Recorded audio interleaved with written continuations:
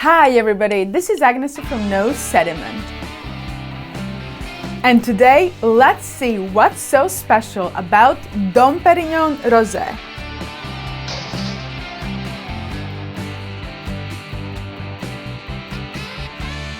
Dom Perignon is a well-known champagne brand highly associated with luxurious and lavish lifestyle. Somehow, Dom Perignon has managed to provide all the wine shops in the world, as well as countless restaurants and nightclubs with its champagnes, yet at the same time to maintain the quality up to its standards. And not only up to the highest standards, but also to ensure it is enjoyable both on its release and still has a great aging potential.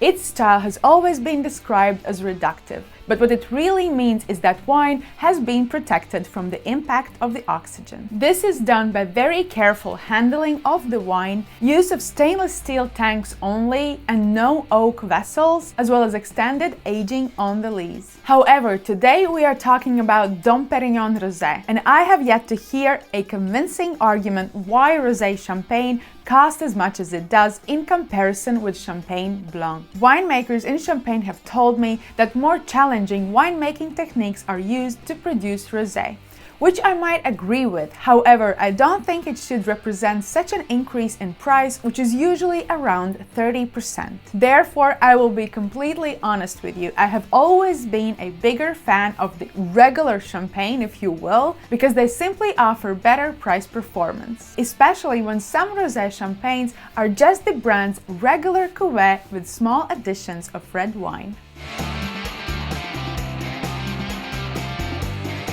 The very first vintage of Dom Perignon Rosé was 1959, and it was specially made to celebrate 2500th anniversary of the founding of the Persian Empire in 1971. Today we're going to taste 2004 vintage Dom Perignon Rosé, which similarly as regular Dom Perignon is usually made from the equal parts of Chardonnay and Pinot Noir. From the very first bottle of 2004 champagne I tasted, I have always really enjoyed that vintage. I also like 2002, which when young was always a bit tight and nervy and required to be left alone for some time to truly show its potential. However, vintage 2004 has been inviting and open for most of the champagnes upon their release. Therefore, I'm very interested to see how it has developed over the years. Today, it is old enough to order its own champagne, at least in Europe. Let's finally open it.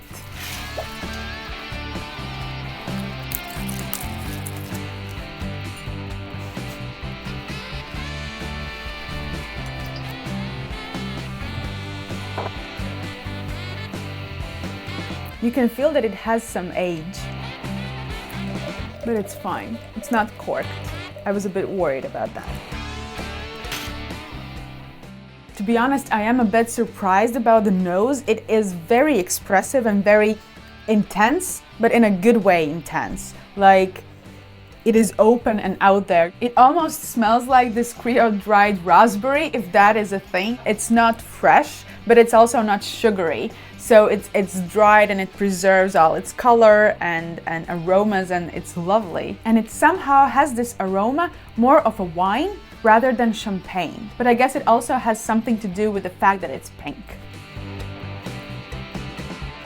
On the palate, it has this very elegant, very pearl-like mousse, but it disappears quite quickly. It is not aggressive. Sometimes in young champagnes you feel this kind of very aggressive effervescence almost. Like the first sip that I took, it seems it was almost sweet, but it's not sweet. It is very refreshing, and it leaves a very long aftertaste filled with the really ripe forest red berries.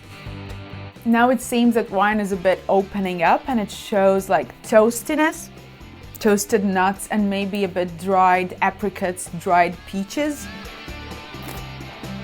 I don't want to say it's heavy, but it definitely is wide and broad and open type of champagne. I said before that I liked 2004 vintage because it was always so open and almost like ready to drink upon its release. But here I would say that this wine is ready to drink right now. It is 18 years old, and I'm happy that I open it right now. I don't think that it would be increasing its complexity or getting better in its development within the next 10 years. It would probably after a while start to decrease in its quality. So I'm very fortunate to open it right now. I don't drink Dom Perignon on a daily basis, so it's really not my place to talk probably, but what I can say about the difference between the regular Dom Perignon and Dom Perignon Rosé is that Dom Perignon regular is this very light, almost elevated style, which I said before, like this reductive style, yet Dom Perignon Rosé is this big, broad-shouldered vinous style that you can enjoy.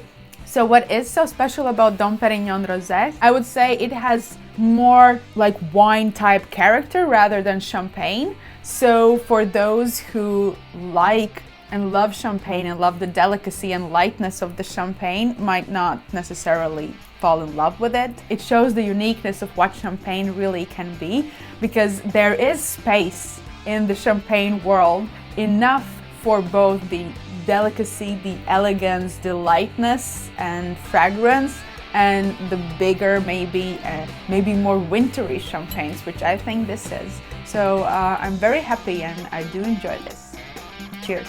As a matter of fact, I have made another video on what's so special about Dom Perignon, the regular version.